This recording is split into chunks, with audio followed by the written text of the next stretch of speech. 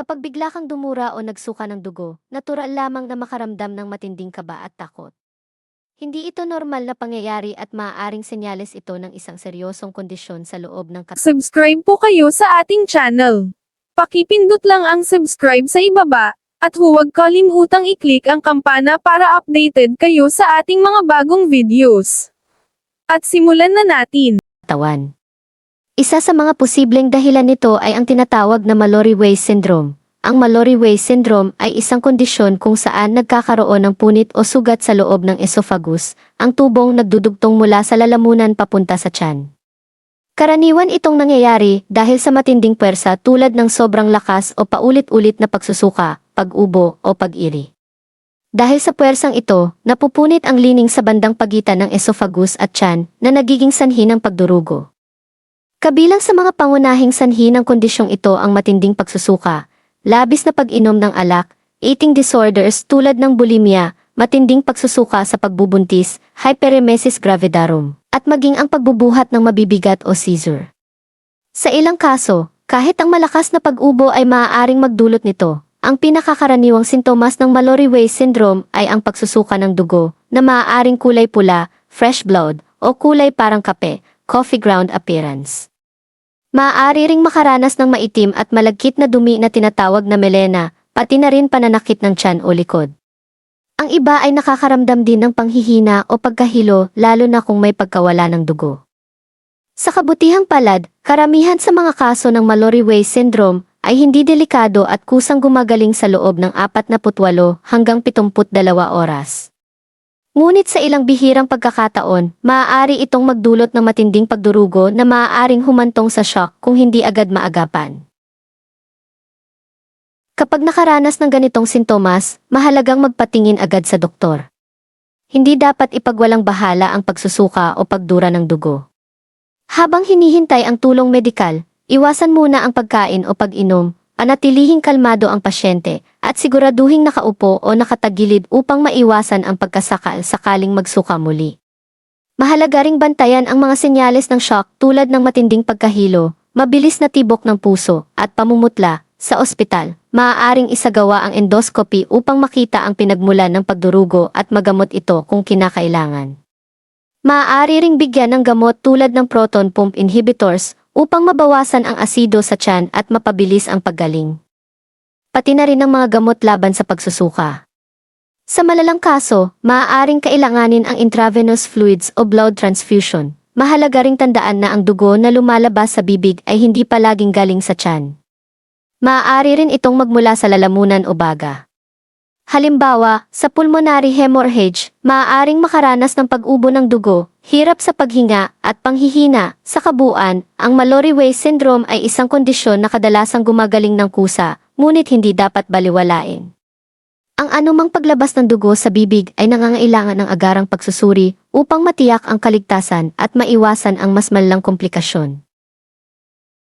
Ang Mallory-Weiss tear ay maaaring nakakatakot dahil sa pagdurugo. Pero sa karamihan ng kaso ay nagagamot ito lalo na kung maagapan. Importante, huwag baliwalain ang sintomas, iwasan ang alak at paninigarilyo. Sundin ang tamang pagkain at payo ng doktor. Dahil sa tamang pag-aalaga at gamutan, karamihan ng pasyente ay gumagaling ng walang komplikasyon. Ano ang sanhi ng Mallory-Weiss tear?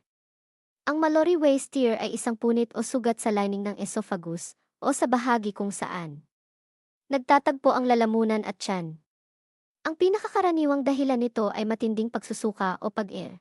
Retching, kapag ang isang tao ay sunod-sunod at malakas ang pagsusuka, tumataas ang pressure sa loob ng tiyan at lalamunan.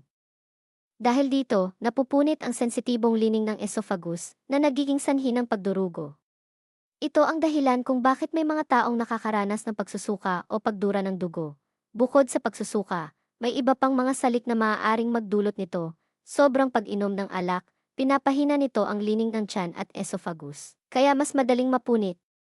Hiatal hernia, isang kondisyon kung saan umaangat ang bahagi ng tiyan papunta sa dibdib na nagdudulot ng pressure. Pag-inom ng NSAIDs tulad ng pain relievers, halimbawa, ibuprofen, maaaring magdulot ng irritation sa digestive tract. Mga sakit tulad ng ulcer o cancer, nagpapahina sa lining ng esophagus at tiyan. Sa madaling salita, anumang bagay na nagdudulot ng matinding pressure o irritation sa loob ng tiyan at lalamunan ay maaaring magdulot ng Mallory Weiss-Steer. Ano ang dapat kainin kapag may Mallory Weiss-Steer? Kung ikaw ay may ganitong kondisyon, mahalagang kumain ng mga pagkaing hindi makakairita sa sugat at makakatulong sa paggaling. Narito ang mga dapat kainin. Malalambot at bland na pagkain tulad ng oatmeal, lugaw, sabaw, at mashed potato, madaling tunawin at hindi masakit sa lalamunan at tiyan. Malamig na pagkain tulad ng yogurt at ice cream, nakakatulong ito para maibsan ang irritation at pamamaga. Maraming tubig at herbal tea, para maiwasan ang dehydration at matulungan ang katawan na mag-heal. Balansing pagkain na may prutas, gulay, at lean protein, nakakatulong, iwasan naman ang maanghang na pagkain. Maasim na pagkain, alak, paninigarilyo, dahil maaari nitong palalain ang sugat at pabagalin ang paggaling. Paano ginagamot ang Mallory Weiss-Steer? Ang treatment ay depende kung gaano kalala ang punit at pagdurugo. 1. Observation, pagmamasid, kung maliit lang ang punit at hindi malala ang pagdurugo, mino-monitor lang ang pasyente, tinitingnan ang vital signs, pinapayuhan umiwas sa alak at sigarilyo. 2. Gamot, maaaring magbigay ang doktor ng gamot para mabawasan ang acid sa tiyan, gamot para makontrol ang pagsusuka at pananakit. 3. Endoscopic therapy, ito ang pinakakaraniwang procedure, gumagamit ang doktor ng maliit na kamera, endoscope. Hinahanap ang sugat, tinatakpan o sinasara ang punit para tumigil ang pagdurugo. 4. Transcatheter embolization, kung hindi gumana ang endoscopy, hinaharangan ang ugat na pinanggagalingan ng pagdurugo gamit ang catheter. 5. Surgery, operasyon, bihira lang itong gawin, ginagamit kapag hindi makontrol ang pagdurugo. Inaayos ang punit at tinatanggal ang nasirang bahagi. Anong doktor ang dapat lapitan? Kung ikaw ay nakakaranas ng pagsusuka ng dugo, pagdura ng dugo, matinding pananakit ng tiyan, kailangan mo magpatingin agad sa doktor. Paggamot sa mga underlying conditions, mahalaga rin na alagaan at gamutin ang mga sakit na maaaring magdulot ng iritasyon sa digestive system. Halimbawa nito ay GERD, acid reflux, kung saan umaakyat ang asido mula sa tiyan papunta sa lalamunan. Hiatal hernia, isang kondisyon kung saan umaangat ang bahagi ng tiyan. Iba pang kondisyon na nagdudulot ng pressure sa tiyan. Kapag ang mga kondisyong ito ay hindi nagagamot, patuloy nilang nairita ang lining ng esophagus na maaaring humantong sa pagkapunit. Kaya mahalaga ang regular na check-up at tamang gamutan. Pag-iwas sa matinding pisikal na strain, isa pang paraan para maiwasan ito ay ang pag-iwas sa matinding pag-air o biglaang pressure sa tiyan. Halimbawa, sobrang pag-ere habang dumudumi, pagbubuhat ng mabibigat na bagay, biglaang pagdiin ng tiyan, ang mga ganitong gawain ay nagdudulot ng biglaang pagtaas ng pressure sa loob ng tiyan na maaaring magresulta sa punit sa esophagus.